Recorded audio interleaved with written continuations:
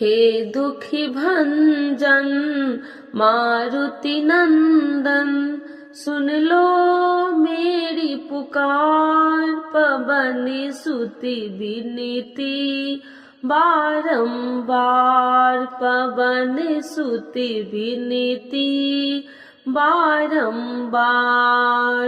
श्री हनुमान जी की जय। आज सुनेंगे मंगलवार व्रत कथा। एक बार नैमिषारण्य तीर्थ में 80,000 मुनि एकत्र होकर पुराणों के ज्ञाता श्री सूत जी से पूछने लगे, हे महामुने, आपने हमें अनेक पुराणों की कथाएं सुनाई है, अब कृपा करके हमें ऐसा व्रत कथा बताए जिसके करने से संतान की प्राप्ति हो तथा मनुष्य को रोग शोक अग्नि सर्व दुख आदि का भय दूर हो, क्योंकि कलयुग में सभी जीवों की आयु बहुत कम है।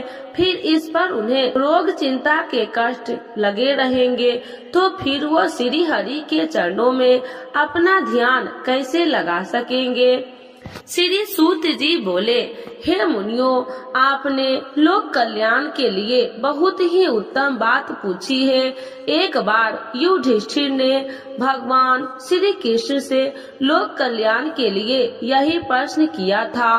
भगवान श्री कृष्ण और युधिष्ठिर का संवाद तुम्हारे सामने कहता हूँ, ध्यान देकर सुनो। एक समय पांडवों की सभा में श्री कृष्ण जी बैठे हुए थे। तब युधिष्ठिर ने भगवान श्री कृष्ण से प्रश्न किया, हे प्रभु नंद नंद गोविंद, आपने मेरे लिए अनेक कथाएं सुनाई है, आज कृपा करके ऐसा व्रत या कथा सुनाइए जिसके करने से मनुष्य को रोग चिंता का भय समाप्त हो और उसको पुत्र की प्राप्ति हो। हे प्रभु, बिना पुत्र के जीवन व्यर्थ है, पुत्र के बिना मनुष्य नरकगामी होता है, पुत्र के बिना मनुष्य पितृ ऋण से छुटकारा नहीं पा सकता है और न ही उसका पुनर्ग नामक नरक से उद्धार हो सकता है। अतः पुत्रदायक व्रत बतलाइए। श्री कृष्ण भगवान बोले,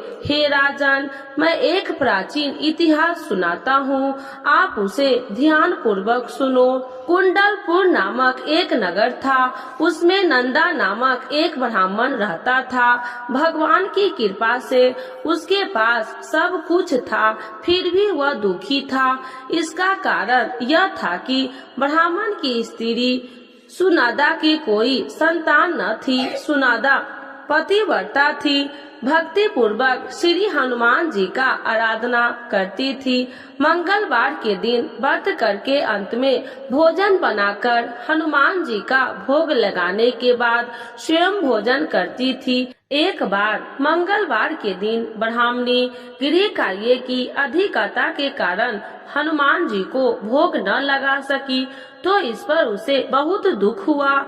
उसने कुछ भी नहीं खाया और अपने मन में प्रण किया कि अब तो अगले मंगलवार को ही हनुमान जी का भोग लगाकर अन्न जल ग्रहण करूंगी। ब्राह्मणी सुनादा प्रतिदिन भोजन बनाती, श्रद्धा पूर्वक पति को खिलाती, परंतु स्वयं भोजन नहीं करती और मन ही मन श्री हनुमान जी की आराधना करती थी।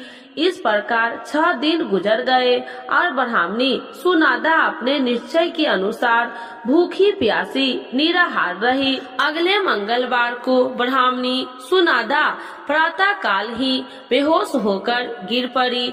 ब्राह्मणी सुनादा के इस असीम भक्ति के प्रभाव से श्री हनुमान जी बहुत प्रसन्न हुए और प्रकट होकर बोले, सुनादा, मैं तेरी भक्ति से बहुत प्रसन्न हूँ, तू उठ और वर मांग। सुनादा अपने आराध्य देव श्री हनुमान जी को देखकर आनंद की अधिकता से खुशी हो श्री हनुमान जी के चरणों में गिरकर बोली, हे प्रभु, मेरी कोई संतान नहीं है, कृपा करके मुझे संतान प्राप्ति का आशीर्वाद दे, आपकी अति कृपा होगी। श्री महावीर जी बोले, तेरी इच्छा पूर्ण होगी, तेरे एक कन्या पैदा होगी, उसके अष्टांग प्रतिदिन सोना दिया करेंगे। इस प्रकार वह कहकर श्री महावीर जी अंतर ध्यान हो गए। ब्राह्मणी सुनादा बहुत हर्षित हुई और सभी समाचार अपने पति से कहा। ब्राह्मण देव कन्या का वरदान सुनकर कुछ दुखी हुए,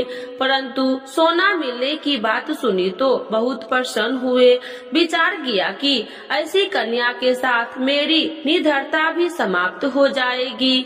श्री हनुमान जी की कृपा से वह ब्राह्मणी गर्भवती हुई और 10वें महीने में उसे बहुत ही सुंदर पुत्री प्राप्त हुई। वह बच्ची अपने पिता के घर में ठीक उसी तरह से बढ़ने लगी जिस प्रकार शुक्ल पक्ष का चंद्रमा बढ़ रहा है। 10वें दिन ब्राह्मण ने उस बालिका का नामकरण संस्कार करवाया। उसके कुल पुरोहित ने उस बालिका का नाम रत्नावली रखा, क्योंकि वह कन्या सोना प्रदान किया करती थी। इस कन्या ने पूर्व जन्म में बड़े ही विधान से मंगल देव का व्रत किया था। रत्नावली का अष्टांग बहुत सा सोना देता था। उस सोने से नंदा ब्राह्मण बहुत ही धनवान हो गया। अब ब्राह्मणी भी बहुत अभिमान करने लगी थी। समय बीतता रहा, वह रत्नावली 10 वर्ष की हो चुकी थी। एक दिन जब नंदा ब्राह्मण प्रसन्नचित्त था, तब सुनादा ने अपने पति से कहा, मेरी पुत्री रत्नावली विवाह के योग्य हो गई है, अतः आप कोई सुंदर तथा योग्य वर देखकर इसका विवाह कर दे। यह सुन ब्राह्मण बोला, अभी तो रत्नावली बहुत छोटी है। तब ब्राह्मणी बोली, शास्त्रों के ज्ञाता है कि कन्या 8वें वर्ष में गौरी, 9वें वर्ष में रोहिणी, 10वें वर्ष में कन्या, इसके पश्चात रजस्वला हो जाती है। गौरी दान से पाताल लोक की प्राप्ति होती है, रोहिणी के दान से वैकुंठ लोक की प्राप्ति होती है, कन्या के दान से इंद्र लोक की सुखों की प्राप्ति होती है। अगर हो पति देव रजस्वला का दान किया जाता है तो घोर नरक की प्राप्ति होती है। इस पर ब्राह्मण बोला, अभी तो रत्नावली मात्र 10 ही वर्ष की है और मैंने तो 16-16 साल की कन्याओं के विवाह कराए हैं, अभी जल्दी क्या है। तब ब्राह्मणी सुनादा बोली, आपको तो लोभ अधिक हो गया लगता है। शास्त्रों में कहा गया है कि माता पिता और बड़ा भाई रजस्वला कन्या को देखता है तो वह अवश्य ही नरकगामी होते हैं। तब ब्राह्मण बोले, अच्छी बात है, कल मैं अवश्य ही योग्य वर की तलाश में अपना दूत भेजूंगा। दूसरे दिन ब्राह्मण ने अपने दूत को बुलाया और आज्ञा दी कि जैसी सुंदर मेरी कन्या है वैसे ही सुंदर वर उसके लिए तलाश करो। दूत अपने स्वामी की आज्ञा पाकर निकल पड़ा। परमपई नगर में उसके एक सुंदर लड़के को देखा। वह बालक एक ब्राह्मण परिवार का बहुत गुणवान पुत्र था। उसका नाम सोमेश्वर था। दूत ने उस सुंदर व गुणवान ब्राह्मण पुत्र के बारे में अपने स्वामी को पूर्ण विवरण दिया। ब्राह्मण नंद को भी सोमेश्वर अच्छा लगा और फिर शुभ मुहूर्त में विधि पूर्वक कन्या का दान करके ब्राह्मण ब्राह्मणी संतुष्ट हुए। परंतु ब्राह्मण के मन में तो लोभ समाया हुआ था। उसने कन्या दान तो कर दिया था, पर वह बहुत खित्र भी था। उसने विचार किया कि रत्नावली तो अब चली जाएगी और मुझे इससे जो सोना मिला था वह अब मिलेगा नहीं। मेरे पास जो धन था कुछ तो इसके विवाह में खर्च हो गए और जो शेष बचा है वह भी कुछ दिनों के पश्चात समाप्त हो जाएंगे। मैंने तो इसका विवाह करके बहुत बड़ी भूल कर दी है। अब कोई ऐसा उपाय हो तो रत्नावली मेरे घर में ही बनी रहे, अपनी ससुराल न जावे। लोभ रूपी राक्षस ब्राह्मण के मस्तिष्क पर छाता जा रहा था। रात भर अपनी शैया पर बेचैनी से करवटे बदलते बदलते उसने बहुत ही क्रूर निर्णय किया। उसने विचार किया कि जब रत्नावली को लेकर उसका पति रामेश्वर अपने घर के लिए जावेगा तो वह मार्ग में छिपकर रामेश्वर का वध कर देगा और अपनी लड़की को अपने घर ले आवेगा, जिसने नियमित रूप से उसे सोना भी मिलता रहेगा और समाज का कोई मनुष्य उसे दोष भी नहीं दे सकेगा। प्रातः काल हुआ तो नंदा और सुनंदा ने अपनी जमाई तथा लड़की को बहुत सारा धन देकर विदा किया। रामेश्वर अपनी पत्नी रत्नावली को लेकर ससुराल से अपने घर की तरफ चल दिया। ब्राह्मण नंदा महालोभ वशीभूत हो अपनी मति खो चुका था। पापे पुण्य उसे विचार न रहा था। अपने भयानक व क्रूर निर्णय को कार्य रूप देने के लिए उसने अपने दूत को मार्ग में अपने जमाई का वध करने के लिए भेज दिया, ताकि रत्नावली से प्राप्त होने वाला सोना उसे हमेशा मिलता रहे और वो कभी निर्धन न हो। ब्राह्मण के दूत ने अपने स्वामी की आज्ञा का पालन करते हुए उसके जमाई रामेश्वर का मार्ग में ही वध कर दिया। समाचार प्राप्त कर ब्राह्मण नंदा मार्ग में पहुंचा और रुदन करती हुई अपनी पुत्री रत्नावली से बोली, हे पुत्री, मार्ग में लुटेरे ने तेरे पति का वध कर दिया है। भगवान की इच्छा के आगे किसी का कोई बस नहीं चलता। अब तो घर चल, वहाँ पर ही रहकर शेष जीवन व्यतीत करना। जो भाग्य में लिखा हो वही होगा। अपने पति की अकाल मृत्यु से रत्नावली बहुत दुखी हुई। करुण कंदन व रुदन करते हुए अपने पिता से बोली, हे पिताजी, इस संसार में जिस स्त्री का पति नहीं है उसका जीना व्यर्थ है। मैं अपने पति के साथ ही अपने शरीर को जला दूंगी और सती होकर अपने इस जन्म को, माता पिता के नाम को तथा सास ससुर के यश को सार्थक करूंगी। ब्राह्मण नंदा अपनी पुत्री रत्नावली के वचनों को सुनकर बहुत दुखी हुआ। विचार करने लगा, मैंने व्यर्थ ही जमाई वध का पाप अपने सिर पर लिया। रत्नावली तो उसके पीछे अपने प्राण तक देने को तैयार है।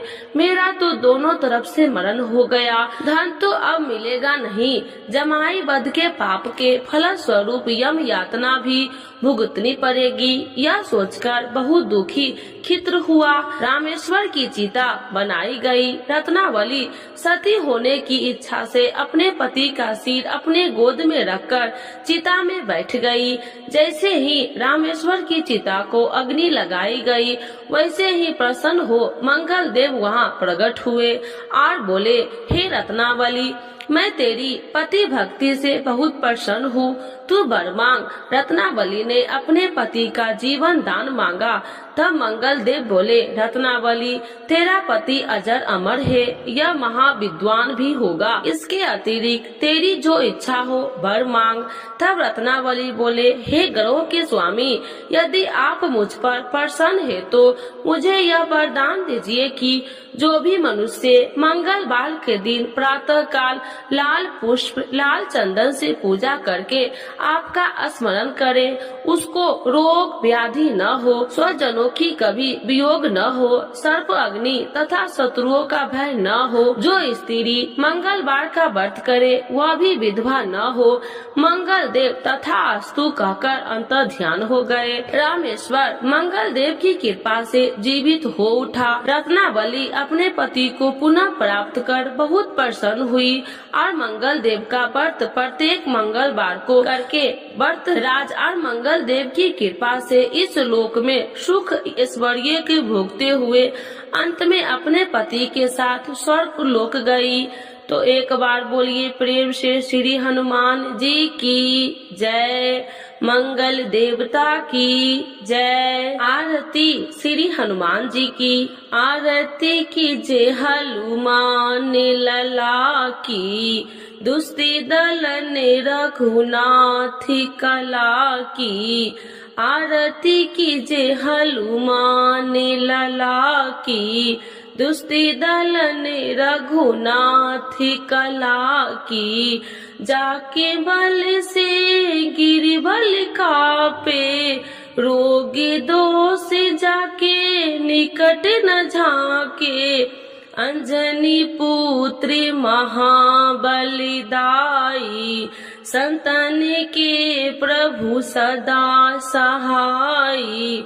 आरती की जय हनुमान लला की, देवी रघुनाथ पठाए, लंका जारी सिया सुतिलाए, लंका सो कोटि समुद्र सिखाई, जाति पवन सुति बारी न लाई, आरती कीजे हनुमान लला की। लंका जारी असुर संहारे, सिया राम जी के काज सवारे, लक्ष्मण मूर्छित परे संकारे, आई सजीवन प्राण उबारे, आरती कीजे हनुमान लला की। पैठी पताल तोरी जमकारे, अहि रावण की भुजा उखाड़े, बाएं भुजा असुर दल मारे, दाहिने भुजा संत जन तारे, आरती कीजे हनुमान लला की। सुन नर मुनि आरती उतारे, जय जय जय हनुमान उचारे, कंचन थाल कपूर लो छाई, आरती करती अंजना माई, आरती कीजे हनुमान लला की। जो हनुमान जी की आरती गावे, बैसी बैकुंठ परम पद पावे, आरती कीजे हनुमान लला की। दुष्ट दलन रघुनाथ कला की। तो एक बार बोलिए प्रेम से श्री हनुमान जी की जय। श्री राम भक्त हनुमान की जय। सर्व देवी देवताओं की जय।